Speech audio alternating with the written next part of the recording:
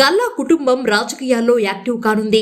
గత ఎన్నికల్లో రాజకీయ సన్యాసం చేస్తున్నట్లు ప్రకటించిన మాజీ ఎంపీ గల్లా జయదేవ్ టీడీపీలోకి రీ-ఎంట్రీ ఇవ్వనున్నట్లు సోషల్ మీడియాలో ముమ్మరంగా ప్రచారం సాగుతుంది.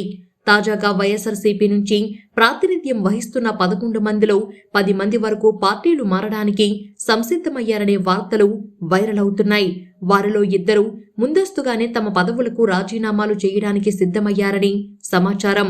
దీంతో వారిలో ఒకరి స్థానాన్ని మాజీ ఎంపీ గల్లా జయదేవ్కు అవకాశం ఇవ్వడానికి కూడా లైన్ క్లియర్ అయినట్లు తెలుస్తుంది.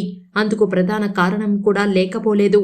ప్రస్తుతం వైఎస్ఆర్సీపీ నుంచి రాజ్యసభలో ప్రాతినిధ్యం వహిస్తున్న వారిలో మాజీ సీఎం వైఎస్ జగన్ కు అత్యంత సన్నిహితుల్లో మోపిదేవి వెంకటరమణ కీలకమైన నేత.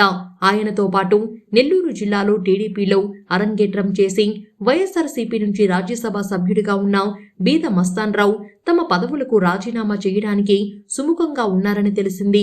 ఆ మేరకు సీఎం చంద్రబాబు నాయుడు నుంచి కూడా మాట తీసుకున్నట్లు సమాచారం.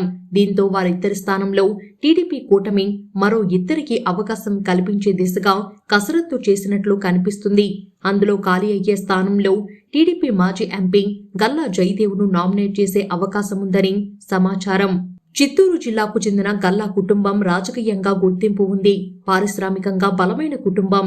అంతేకాకుండా మాజీ మంత్రి గల్లా అరుణకుమారి తండ్రి పాతూరి రామచంద్రనాయుడు సీఎం చంద్రబాబుకు రాజకీయ గురువు కూడా. సీఎం చంద్రబాబే స్వయంగా ఈ మాటలు అనేకసార్లు చెప్పారు.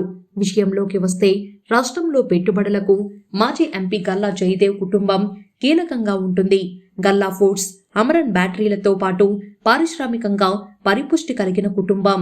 రాజకీయంగా కూడా జయదేవ్ తల్లి మాజీ మంత్రి గల్లా అరుణకుమారి చంద్రగిరి నియోజకవర్గం నుంచి 1989 నుంచి వరుసగా ఎమ్మెల్యేగా విజయం సాధించిన ఆమె 2014లో టీడీపీ నుంచి పోటీ చేసిన ఆమె ఓటమి చెందారు. ఉమ్మడి రాష్ట్రంలో అనేక మంత్రి పదవులు నిర్వహించారు. టీడీపీ తన రాజకీయ వారసుడిగా రంగంలోకి దిగిన కొడుకు గల్లా జయదేవ్ 2014, 2019 ఎన్నికల్లో టీడీపీ ఎంపీగా విజయం సాధించారు.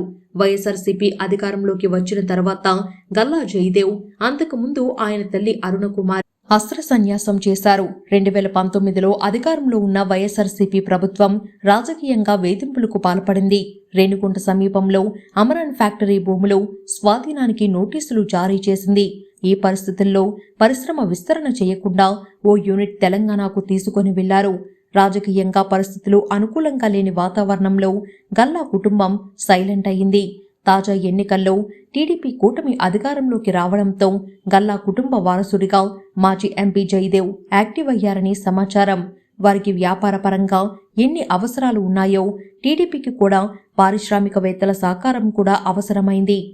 పార్టీకి అనడం కంటే రాష్ట్ర ప్రయోజనానికి ఉపయోగపడే పెట్టుబడులు సాధించడం, పారిశ్రామీకరణ కోసం గల్లా కుటుంబ మద్దతు కూడా సీఎం చంద్రబాబు కోరుకున్నట్లే కనిపిస్తుంది. ఈ పరిస్థితుల్లో వైఎస్ఆర్సీపీని వీడుతున్న రాజ్యసభ సభ్యుల ద్వారా గల్లా జయదేవ్ అలాగే టీడీపీకి కూడా కాలం కలిసొచ్చింది.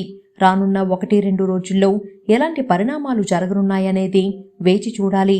వైఎస్ఆర్సీపీని వీడే రాజ్యసభ సభ్యులు ఎందరుంటారు, టీడీపీ ఎవరికి అవకాశం కల్పిస్తుందనేది వేచి చూడాలి.